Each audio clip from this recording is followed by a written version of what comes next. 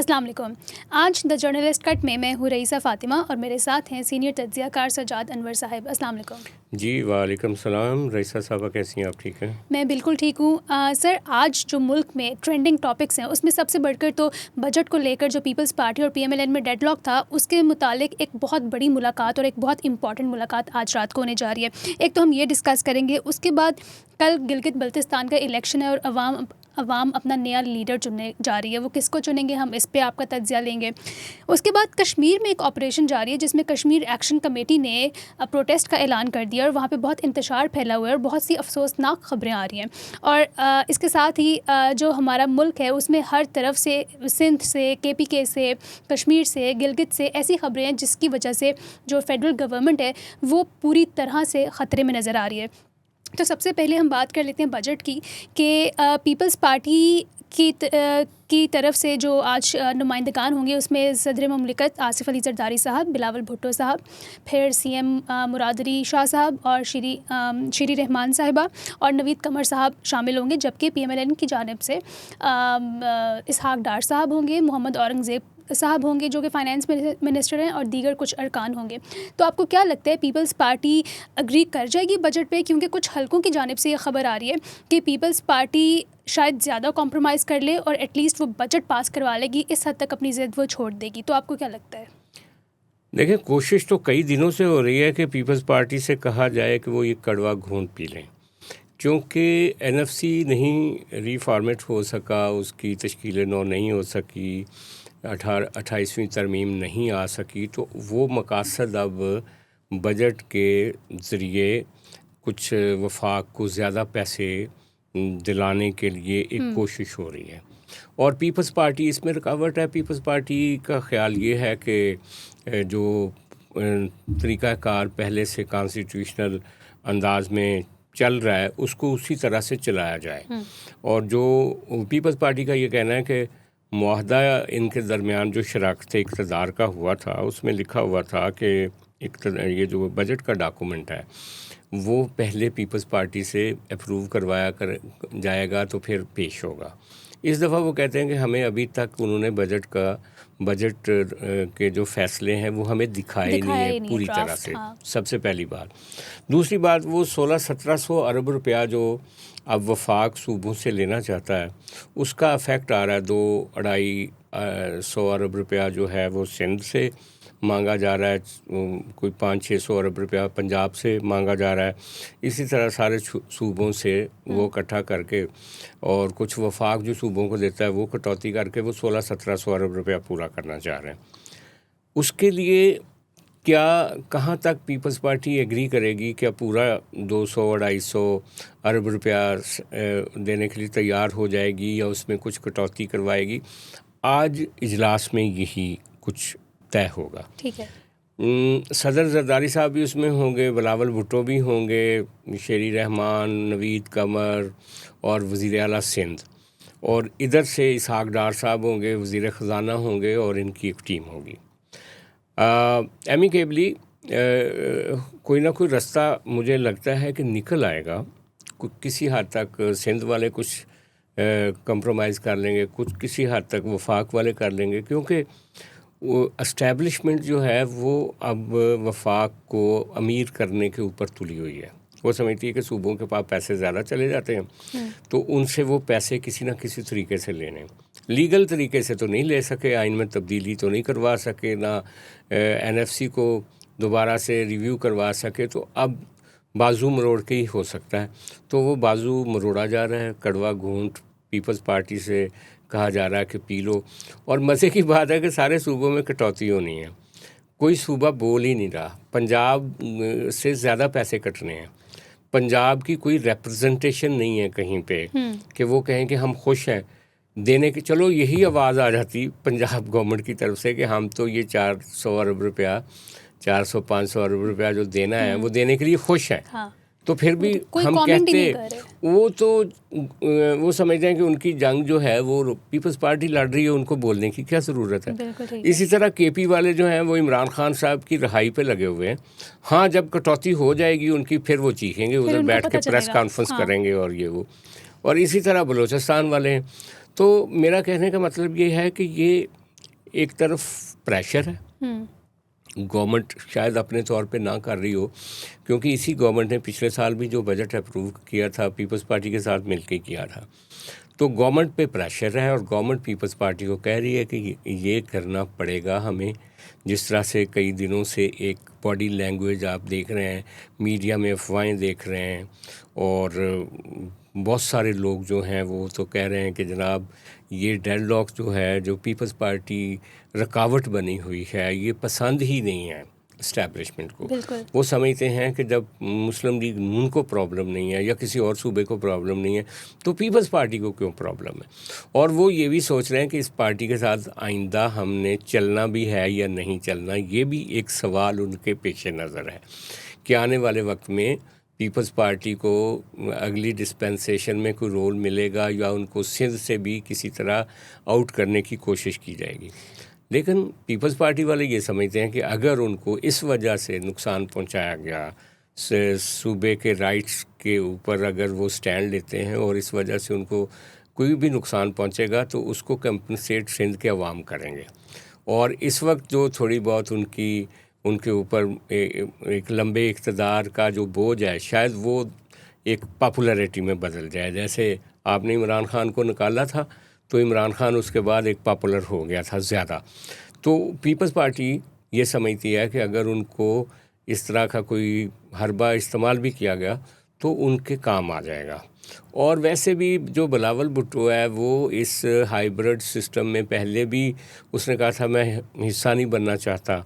वो अब भी कोशिश ये कर रहा है कि किसी न किसी तरीके से डिस्टेंस पे चला जाए इससे। और जरदारी साहब एक मौका बनाते थे हमेशा मुफाहमत का दरमियान में, लेकिन अब अगर जरदारी साहब की मुफाहमत भी ना चल सकी और जरदारी साहब की पूरी कोशिशों के बावजूद अगलों ने कहा कि नहीं आप लोगों को सज़ा मिलेगी, तो फिर जरदारी साहब का रोल जो है मुफाहमत वाला वो थोड़ा पीछे हट जाएगा और फिर जो एक अग्रेसिव पॉलिटिक्स है वो बिलावल भुट्टो को करनी पड़ेगी आने वाले दिनों में। ठीक है, वैसे PMLN और पीपल्स पार्टी हुकूमत तो इकट्ठे मिलकर बनाते हैं। सब लोग जानते हैं पीपल्स पार्टी ने कैसे शहबाज शरीफ साहब को प्राइम मिनिस्टरशिप दी, लेकिन जब भी नया बजट आता है तो NFC का एक रौला मच जाता है और इस दफ़ा बेनज़ीर इनकम सपोर्ट प्रोग्राम सबकी हिट लिस्ट पे। राना सनाउल्लाह साहब बार PMLN वाले ख़ास तौर पर राना साहब BISP प्रोग्राम का जिक्र करें कि वो वाकई प्रोविंसेस के पास आ जाना चाहिए। तो ये जो आप भी और बाकी सभी बार कड़वे घूंट की बात करें तो क्या ये वही कड़वा घूंट है जो पीपल्स पार्टी पी लेगी? BISP वाला भी पीपल्स पार्टी को यही गिला है ना कि ये आज तक किसी ने रोका नहीं, और उस वक्त उसको ख़त्म किया जा रहा है जब वो खुद पार्टनर हैं एक हुकूमत में। और कौन कर रहा है? जो जिनके साथ उन्होंने चार्टर ऑफ डेमोक्रेसी किया या जिनके साथ उन्होंने कहा कि हम मिल के चलेंगे। मुस्लिम लीग नून का एक मसला है, मुस्लिम लीग नून के हमायती इस बात को तस्लीम करें या ना करें। जब 2007 में इन्होंने पीपल्स पार्टी के साथ मिलकर हुकूमत बनाई थी तो इनको किसी ने मशवरा दिया कि ये जो आप साथ चल रहे हैं ना, मुस्लिम लीग नून को नुकसान हो जाएगा। तो इन्होंने डिस्टेंस हर बात पे इख्तलाफ करना शुरू किया, और जैसे आज पीपल्स पार्टी इनसे इख्तलाफ कर रही है तो वो पीछे हटते हटते यहाँ तक चले गए कि जब मेमो स्कैम की साजिश बनाई गई तो मियाँ साहब उसका हिस्सा बन गए, काला कोट पहन के चले गए, और आज तक कहते हैं कि हमने गलती की। अच्छा, फिर पीपल्स पार्टी को घर भेजने में जहाँ सारे दूसरे मोहरे काम कर रहे थे, नून लीग भी इस्तेमाल हो गई बीच में, और उनको इसलिए अच्छा लग रहा था कि आगे इक़्तिदार आ रहा था, 2/3 मेजॉरिटी आ रही थी, और जरदारी साहब के ख़िलाफ़ इसी तरह की इस्टेब्लिशमेंट की राय थी जैसी आज है या जैसा जो सूरत हाल आज है। तो इनको ये समझ रहे थे कि ठीक है पीपल्स पार्टी का ही नुकसान हो रहा है, हमारा क्या नुकसान हो रहा है, जैसे अभी सोच रहे हैं। तो फिर क्या हुआ इनके साथ? इनके साथ वो हुआ कि इनकी 2/3 मेजॉरिटी के बावजूद ये 18वीं तरमीम के बाद कॉन्स्टिट्यूशन को स्ट्रेंथनिंग करने के लिए, डेमोक्रेसी को स्ट्रेंथनिंग करने के लिए कोई तरमीम नहीं ला सके, बिल्कुल आइन के हक़ में या जमहूरियत के हक़ में। उल्टा इनका ख्याल था कि बाजवा साहब को सामने वाली टेबल पे बिठा के फ़ौज को ज़ेर नगी करके अपनी एक देरपा सल्तनत कायम कर लेंगे। तो उन्होंने उठा के आपको पनामा पे आपको ऐसे निकाल दिया कि आप आज तक कह रहे हैं कि मुझे क्यों निकाला। उस वक्त कह रहे हैं जब आपका भाई वज़ीर आज़म है, जब आप एक नई डिस्पेंसेशन का हिस्सा हैं, अभी भी आपको वो सदमा नहीं गया कि मुझे क्यों निकाला। अच्छा, अब क्या हुआ, फिर इमरान खान साहब आ गए, उसने उठा के सबको बंद कर दिया, क्योंकि वो हाइब्रिड वन था। फौज उनके साथ थी, पूरी ताकत नैब उनके साथ थी, दोनों पार्टियों को उन्होंने बंद कर दिया। पीपल्स पार्टी को तो पहले ही ज़ेर ताब थी, फिर ये भी उसी जगह पे आ गए, एक ही जगह पे। अच्छा, फिर कोशिश की, रास्ता निकाला दोबारा इक़्तिदार का। आज फिर आप एस्टेब्लिशमेंट के घोड़े पे बैठ गए उस तरह से कि पीपल्स पार्टी अगर रौंदी जा रही है, मार खा रही है तो खाए, हमारा क्या है। पीपल्स पार्टी पहले ही मतलब अच्छा, और इनको ये नहीं पता कि अगली बारी फिर किसकी होगी। अगर आज पीपल्स पार्टी को वो डिच करते हैं मुस्लिम लीग नून वाले, तो क्या एस्टेब्लिशमेंट का एजेंडा जो है वो शहबाज शरीफ और एस्टेब्लिशमेंट मिल के पूरा करेंगे? वो एक मौका आएगा, वो कहेंगे आप भी छुट्टी करें, हमें मोहसिन नकवी बेहतर है। और कोई नया सेटअप बना लेंगे, कुछ कर लेंगे। जब आपने आइन के तकद्दस को या आइन पे लिखी हुई चीज़ों के ऊपर पहरा नहीं देना, तो फिर आपके ख़िलाफ़ एक नया कुछ स्कैम आ जाएगा, फिर एक नई कहानी आ जाएगी। इमरान खान साहब जेल में बैठे हुए हैं, वो मुस्तकिल ख़तरा है मुस्लिम लीग नून के लिए। वो किसी वक्त भी उनका कोई दरमियान में, जैसे जनरल कियानी मिल रहा है या कोई मिल रहा है या कोई, उनको अगर थोड़ा सा भी रिलीफ मिलेगा इमरान खान को, तो डायरेक्टली मुस्लिम लीग नून हर्ट होगी। तो मेरा कहने का मतलब है कि मुस्लिम लीग नून को पॉलिटिक्स करनी चाहिए। सही, पॉलिटिक्स करेगी तो इसकी सर्वाइवल है। लेकिन उनका ख्याल है कि फिर अगर पॉलिटिक्स की गई तो ये जो हनीमून चल रहा है ये ख़त्म हो जाएगा। तो उसकी एक कीमत भी होती है, सियासत की एक आपको कीमत अदा करनी पड़ती है। अभी तक 18वीं तरमीम की पीपल्स पार्टी कीमत अदा कर रही है। 18वीं तरमीम करने के बाद, यानी जिस वक्त 18वीं तरमीम हो रही थी, पीपल्स पार्टी के पंजाब असम्बली में 100 के करीब MPs थे, आज उनके 4 या 5 रह गए। और मुस्लिम लीग नून, आज फेयर एंड फ्री इलेक्शन हो जाए पंजाब में, तो मुस्लिम लीग नून के कितने रह जाएंगे? तो वक्त जो है ना, वक्त फैसला बदल के कर रहा होता है। आप लोगों ने अगर, जब तक आप लोग एक सियासी जमातें, मैं अभी भी कहता हूँ कि ये जो PTI के साथ जो कुछ हो रहा है, जैसे वो जेल में हैं, जैसे उनके वर्करों को पकड़ा जा रहा है, जैसे उनका मैंडेट नहीं माना गया, जैसे आज उनको गिलगित बल्तिस्तान में कैंपेन नहीं करने दी जा रही, कल को कश्मीर में नहीं करने दी जाएगी, तो PTI को अगर वो समझती है कि किसी एस्टेब्लिशमेंट का बाजू पकड़ के वो इक़्तिदार में आ जाएंगे, हो सकता है वो आ जाएं 1-2 साल के लिए, फिर बाद में फिर वो उनके साथ यही हो रहा होगा। तो सियासी जमातों को जब तक एक पॉलिटिकल अलाइंस नहीं बनाती और अपने सियासी एजेंडे पे काम नहीं करती, जब सियासी जमातें इकट्ठी हो जाती हैं ना किसी भी पार्लियामेंट में, आज भी इस टूटी फूटी लंगड़ी पार्लियामेंट में अगर PTI फैसला कर ले गैर मशरूत तौर पे कि वो पीपल्स पार्टी और नून लीग के साथ खड़ी हो जाएगी जी, तो टेबल टर्न हो जाएगी। बिल्कुल बेसिक लेसन है ये। असल बात ये है कि ये सारे एक अपने छोटे छोटे प्रीमियम्स के लिए बिल्कुल एक दूसरे का गला काटना चाहते हैं। और इनको ये नहीं पता कि इन सबको लाइन पे लगा के गला काटने वाले को दूसरे लोग हैं। तो सियासत को और कॉन्स्टिट्यूशनलिज्म को और फेडरलिज्म को जब इन्हीं मुहिम जोइयों में हम सेक्रीफाइस करते रहेंगे अपने अपने तौर पे।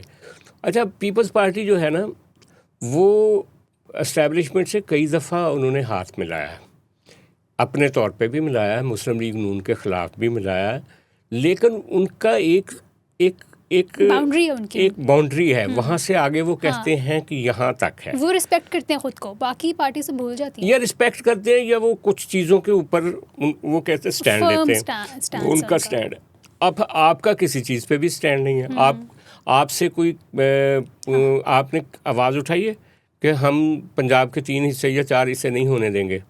आप ड्राइंग रूम में बात बैठ के तो करते हैं, किसी ने खुल के बात की है? नहीं की। आपने बात की है कि हम 400 अरब रुपया देने के लिए खुश हैं या नाराज़ हैं? किसी ने नहीं की। तो ये प्रॉब्लम है। इसी तरह PTI की प्रॉब्लम है। PTI लाख दफ़ा इस्लामाबाद पे जाके सियासत चढ़ाई करने की कोशिश करे, अडयाला पे जाके एहतजाज करे, जो भी करे, वो छोटी से छोटी होती जाएगी। लेकिन जिस दिन वो सियासत शुरू करेगी पार्लियामेंट के अंदर, बिल्कुल। तो उसकी तरफ लोग देखना शुरू हो जाएंगे, एस्टैब्लिशमेंट देखना शुरू हो जाएगी कि कैसे इनके अलायंस को तोड़ना है, कैसे इनको कुछ ना कुछ देना है ताकि, और उनको कुछ फ़ायदा होगा, नुकसान नहीं होगा इस बात का। बिल्कुल, बिल्कुल सही हाँ। फरमाया आपने। अच्छा, कल गिलगित बल्तिस्तान में इलेक्शंस हैं, तो आपको क्या नताइज आते हुए नज़र आ रहे हैं? कौम किसको अपना लीडर चुनेगी? वहाँ पे 403 गालिबन लोग जो नामज़द हैं इलेक्शन में हिस्सा ले रहे हैं, उसमें जो 266 हैं वो इंडिपेंडेंट कैंडिडेट्स हैं। तो आपको क्या किस तरफ टिल्ट होता हुआ नज़र आ रहा है? देखें, जिन लोगों ने सर्वेस किए हैं ना, हबीब अकरम बहुत जी। अच्छा सर्वे करते हैं। उन्होंने हर डिवीज़न में जाके, तकरीबन हर टाउन, जो बड़ा टाउन है गिलगित बल्तिस्तान का, उसमें जाके सर्वे किया। और पहली दफ़ा हुआ कि हबीब अकरम आइडियोलॉजिकली पीपल्स पार्टी का मुखालफ है। वो पीटीआई का हामी है बहुत खुल के। और उसकी जो फाइंडिंग है हबीब अकरम की, जो उसने गली गली जाके देखा, उसकी फाइंडिंग है कि नंबर 1 पीपल्स पार्टी अच्छा। है वहाँ पे, नंबर 2 मुस्लिम लीग नून है, ठीक है। और पीटीआई और कुछ दूसरी जमातों को वो नंबर 3 पे रखते हैं। ये उनकी ओपिनियन है, उनकी कोई लव लास्ट नहीं है पीपल्स पार्टी के साथ, या कोई ताल्लुक़ नहीं है किसी किस्म का। जो जलसे हमने देखे हैं लाहौर में बैठ के, बिलावल भुट्टो के स्कर्दू वाला, कल जो उसका गिलगित का जलसा था, चिलास का जो जलसा था, स्कर्दू का था, हुंजा का था, उस तरह के जलसे किसी पॉलिटिकल पार्टी के नहीं हैं। ठीक है, पीटीआई को वहाँ पे जलसा ही नहीं करने दिया जा रहा, लेकिन मुस्लिम लीग नून, मियां नवाज शरीफ साहब खुद गए हैं वहाँ पे। हाँ। और एक होटल की पार्किंग में जितने लोग आ सकते थे उतने लोगों को एड्रेस करके वापस आ गए। नज़र आ रहा था उनके जलसे में कम थे लोग। मतलब चाहिए था, अगर वो उनको अप्रूवल मिली थी वहाँ जाने की, तो वहाँ की जो मुस्लिम लीग की तंजीम है उनको चाहिए था कि एक बड़ा शायान शान जलसा करते। बेशक 1 या 2 दिन मियाँ साहब वहाँ पे इंतज़ार कर लेते जलसे की तैयारियों का, और जलसा इतना ज़बरदस्त करते कि उसके नतीजे में एक वेव क्रिएट होती, पावर शो होता। तो इसलिए मैं समझता हूँ कि आज के मुज़ाकरात का गिलगित बल्तिस्तान के इलेक्शन पे बड़ा असर होगा। ठीक है। अगर पीपल्स पार्टी कंप्रोमाइज़ कर लेती है बजट के ऊपर, और बजट के लिए आज रात को मंजूरी दे देती, तो हो सकता है शाम को, कल शाम, पीपल्स पार्टी का जो कैंडिडेट है वो जीतता हुआ नज़र आए हमें। तो इसका मतलब बिलावल भुट्टो जरदारी साहब फॉर्म 47 का ख्याल रख लेंगे जैसे उन्होंने क्लेम किया है? वो तो एक सियासी बात है, कैसे रख सकेंगे? अगर for that matter chief secretary और आईजी दोनों फैसला कर लेते हैं, और वहाँ के जो एरिया कमांडर है वो फैसला कर लेते हैं, तो वो 47 ही चलेगा फिर ना। अच्छा। तो मतलब जो हकीकतें हैं वो तो हकीकतें हैं, लेकिन जो सच्ची बात यह है कि अगर फेयर एंड फ्री इलेक्शन हो जाए और मुस्लिम लीग नून और पीपल्स पार्टी का ही मुकाबला, कि जो भी जीतता है तो उसमें पीपल्स पार्टी जीत जाएगी। ठीक है। कश्मीर एक्शन कमेटी की जहाँ तक बात है, हमने पिछले कुछ रोज़ अपने प्रोग्राम में बात की कि उनके और हुकूमत के मुज़ाकरात जारी हैं, जिसमें काफ़ी उनके कोई 38 पॉइंट्स थे, जिनमें 35 पॉइंट्स पर उनका एका हो गया था, लेकिन वही 12 रेफ्यूजी सीटों पर मसला था। तो आपको अब वहाँ से खबरें आ रही हैं कि उन पर बैन लगा दिया गया है, जो कि बाकी लगाया गया है। टेररिज्म, उनको एक टेररिस्ट पार्टी कंसिडर कर लिया गया है, और वहाँ पर इंटरनेट उनका आज रात को 11 बजे बंद हो जाएगा। और वो लोग इतना गुस्से में, इंतशार फैलाने के चक्रों में है कि वहाँ पे पुलिस के साथ उनकी कोई झड़पों में पुलिस के कुछ अहलकार ज़ख्मी हुए हैं, जबकि कश्मीर एक्शन कमेटी का एक बंदा, उसकी डेथ भी हुई है। तो आपको यहाँ पे किस हद तक, किस स्केल पे इंतशार मज़ीद फैलता हुआ नज़र आ रहा है? देखें, बहुत अफसोसनाक है। ये नौजवान हैं, कश्मीरी अवाम, ठीक है, अगर ये एक छोटी सी तंजीम होती या अक़लियत होती, इनकी फॉलोइंग ना होती, तो इतनी नफरी आपको भेजने की ज़रूरत ही नहीं थी वहाँ पे।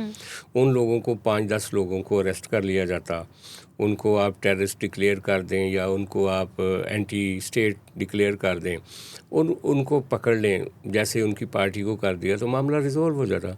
मामला थोड़ा टेढ़ा है। मामला ये है कि कश्मीर के अवाम उनके साथ खड़े हैं। अगर वो कल को कह देंगे कि 27 जुलाई वाला जो इलेक्शन है उसमें वोट नहीं डालना, तो मुझे लगता है कि कश्मीर वाले नहीं डालेंगे। ठीक है। इस कदर उनकी फॉलोइंग है वहाँ पे। अच्छा, फिर दूसरी बात ये है कि कश्मीर, हमने कल भी बात की कि वो एक बेस कैंप है, तो उनके साथ इनको चाहिए था कि पिछला 1 साल जो ज़ाया किया गया, उनके साथ हमारे जो ख़ास तौर पे जो हमारी इंटेलिजेंस के अदारे हैं, उनको मुस्तकिल काम करना चाहिए था उनके साथ मिल के, उनको इंटरनलाइज करना चाहिए था, उनके साथ मिल के चीज़ों को सॉर्ट आउट कर लेना चाहिए था। इतना वक्त गुजरने के बाद भी अगर आपने जाके 1.5 लाख पे बात ख़त्म हुई है, आपको इतनी ज़्यादा वहाँ पे नफरी चाहिए, अब एंटी रॉयट्स फोर्सेस को आप डिप्लॉय कर रहे हैं और ख़तरा है कि कोई ना कोई इस तरह के वाक़यात ना हों जिसके नतीजे में, चूँकि ये जम्मू एंड कश्मीर पहले ही एक डिस्प्यूटेड टेरिटरी है, पाकिस्तान भी कहता है कि इंडिया पाकिस्तान के दरमियान एक डिस्प्यूटेड टेरिटरी, वहाँ पे अवाम के इज्तिमात को जाके अगर आप रोकेंगे तो बाहर उसकी अच्छी तस्वीरें नहीं जाएंगी। हाँ sir, sorry to cut you, लेकिन इसमें एक और पॉइंट भी मैं ऐड करना चाहूँगी कि कश्मीर एक्शन कमेटी की जानिब से ये खबर आई कि उन्होंने पीटीआई के साथ मिलकर प्लान किया था कि वहाँ पे जितने फॉरेन टूरिस्ट होते हैं उनमें कोई ना कोई वो इस तरह की असैसिनेशन करेंगे, कोई कत्ल करेंगे, जिसकी वजह से पाक आर्मी का इंटरनेशनल इमेज ख़राब हो जाए। और इस चीज़ की खबर पाक आर्मी को हो गई और इसकी वजह से उन्होंने एक ऐलान भी जारी किया था कि वो टूरिस्ट वो सारा इलाका 24 घंटे के अंदर अंदर खाली कर दें। तो इसमें कितनी सदाकत है और ये कश्मीर एक्शन कमेटी के पार्ट पे वो किस हद तक गलत जा रहे हैं? देखें, इसके दो पहलू हैं। पहली बात यह है कि हमारी जो लॉ एनफोर्समेंट अदारे हैं, उनका काम है कि इस तरह की कोई साजिश हो तो उसको पकड़ लें और उसको उन लोगों को निशान इबरत बना लें जो इस तरह का प्लान कर रहे हैं। अच्छा, दूसरा इसका पॉलिटिकल साइड है, उसमें भी दो तरह की चीज़ें हैं। ये इंटरनल मामला है उनका, कश्मीर के लोगों का पाकिस्तानी रियासत के साथ, कि ये जो महाजरों की सीटें हैं ये नहीं होनी चाहिए। इसको जब आप इंटरनेशनलाइज करते हैं इस चीज़ को, तो ये मैं समझता हूँ कि पाकिस्तान के साथ या अपने पैटी सियासी मुफादात के साथ आप की वजह से आप मुल्क के साथ खेलते हैं। बदकिस्मती ये हुई है कि जो बाहर बैठे हुए पीटीआई के यूट्यूबर्स हैं या जो इस वक्त एंटी स्टेट बने हुए हैं, जो कि पहले स्टेट के ही कलपुर्जे थे, बड़ी तकलीफ़ होती है पीटीआई के बाज़ लोगों को जब हम कहते हैं कि ये तो जो आपके कीबोर्ड वॉरियर्स थे एस्टेब्लिशमेंट के, ये सारे लोग पीटीआई में बाद में गए हैं। मैं बहुत सारे लोगों की मिसाल दे सकता हूँ कि बेसिकली ये एस्टेब्लिशमेंट के लोग थे। पीटीआई के साथ ये इस वजह से गया कि उस वक्त पीटीआई और एस्टेब्लिशमेंट एक पेज पे थे जी। अब वो जब उन्होंने इनका जो वो कल्ट लीडरशिप थी, ये सारे फिर इमरान खान के फॉलोअर बन गए, इमरान खान को जेल में डाला गया तो ये मिलिट्री के ख़िलाफ़ हो गए। अब इस मामले को जिस तरीके से कश्मीर की ये जो कश्मीर एक्शन कमेटी है, उनको जिस तरह से ये एनकरेज कर रहे हैं बाहर बैठे हुए ये यूट्यूबर्स, और जिस तरह से पाकिस्तान की मिलिट्री और इस्टेब्लिशमेंट के ख़िलाफ़ गुफ्तगू कर रहे हैं, वो उनको ज़ेब नहीं देती। इसके नतीजे में जो हमारा लोकल मसला है ना, वो भारत को फ़ायदा हो रहा है। यानी जिस वक्त आपकी गुफ्तगू इंडिया के मफाद के साथ मैच करनी शुरू हो जाए, उस वक्त आपको सोचना चाहिए कि आप किसी गलत एरिया में आपने स्टेप कर दिया, वहाँ से वापस आ जाना चाहिए। मैं सबसे बड़ा क्रिटिक हूँ पाकिस्तानी इस्टेब्लिशमेंट का, लेकिन मैं पाकिस्तान के अंदर रहते हुए अपने राइट्स की बात करूँगा। मैं उस कैंपेन का कभी हिस्सा नहीं बन सकता जो पाकिस्तान के ख़िलाफ़ हो और पाकिस्तान के जो कश्मीर के ऊपर मौक़िफ़ है उसको कमज़ोर करती हो। मैं कभी भी नहीं उसका हिस्सा बनूंगा। मैं कश्मीरी नौजवानों से भी यही रिक्वेस्ट करूंगा कि अपने आप को इन लोगों के हाथों से उन लोगों के हाथों में मत खेलें।